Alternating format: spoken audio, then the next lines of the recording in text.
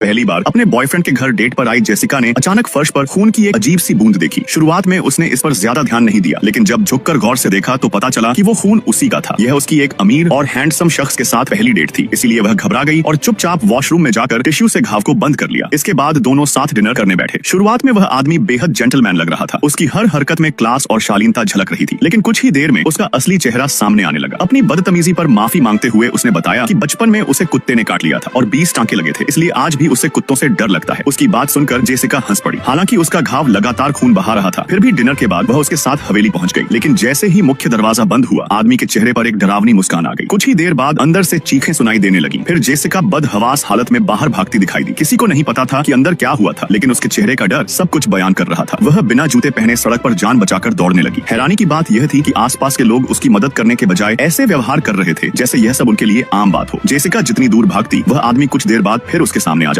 आखिरकार उसने पुलिस से मदद मांगी, लेकिन पुलिस उसे बचाने के बजाय सीधे जेल ले गई। वहाँ उसकी मुलाकात एक महिला कैदी से हुई। पूरी कहानी सुनते ही महिला का चेहरा डर से सफेद पड़ गया। उसने बताया कि अगर वह आदमी किसी के पीछे पड़ जाए तो दुनिया की कोई जगह सुरक्षित नहीं रहती। उसकी अपनी दोस्त भी कुछ दिन पहले उसी की शिकार बन चुकी थी। थोड़ी देर बाद जेल का दरवाजा खुला और वही अमीर आदमी अंदर आया, लेकिन इस बार उसने हमला नहीं किया। उसने एक खतरनाक खेल का प्रस्ताव रखा। अगर जेसिका सुबह तक उससे बच गई तो वह उसे छोड़ देगा, लेकिन पकड़े जाने का मतलब मौत था। जेल की दीवारों पर लगी गुमशुदा लड़कियों की तस्वीरें देखकर जेसिका को समझ आ गया कि उन सब के पीछे शायद वही शख्स है। जान बचाने के लिए वह फिर भाग निकली। रास्ते में उसे हर जगह अजनबी लोग घूरते नजर आ रहे थे, जैसे कोई उसकी हर गतिविधि पर नजर रख रहा हो। घबराकर उसने एक टैक्सी रोकी। ड्राइवर ने उसकी मदद की और उसे उसके बॉस के घर पहुंचा दिया। वही बॉस था जिसने एक दिन पहले उस अमीर आदमी से उसकी मुलाकात करवाई थी। उसकी हालत देखकर बॉस हैरान रह गया। जेसिका ने पूरी कहानी बताई। बॉस पुलिस बुलाने वाला था, लेकिन उसने मना कर दिया क्योंकि अब उसे पुलिस पर भी भरोसा नहीं था। उसने सिर्फ एक रात रुकने की गुजारिश की। बॉस ने उसे नहाने और आराम करने की सलाह दी, लेकिन नहाने के बाद जेसिका चुपके से उसके कमरे में गई और कंप्यूटर खंगालने लगी। वहाँ उसे एक फोल्डर मिला जिसमें कई गुमशुदा लड़कियों की निजी जानकारी मौजूद थी। सबसे आखिर में उसका अपना नाम भी था। अब उसे समझ आ गया कि बॉस और वह अमीर आदमी एक ही गैंग का हिस्सा है। तभी बॉस की पत्नी उसके पास आई और फुसफुसाकर बोली कि वह अपने शरीर से खून की गंध पूरी तरह साफ कर ले, वरना वह पागल शिकारी जल्द ही उसे ढूंढ निकालेगा। इतने में बॉस वहाँ पहुँच गया। खतरा भांपते ही जेसिका तुरंत घर से भाग निकली। वह एक बस में सवार हुई और अपने दोस्त को फोन कर मदद मांगी। दोनों ने मिलने की जगह तय की, लेकिन जब वह वहाँ पहुंची तो देखा कि वह आदमी पहले से उसका इंतजार कर रहा है। जैसे ही वह हमला करने आगे बढ़ा, पास से गुजर रहे एक शख्स ने बहादुरी दिखाते हुए बीच बचाव करने की कोशिश की, लेकिन उसकी एक नजर ने ही उस आदमी का सारा साहस खत्म कर दिया।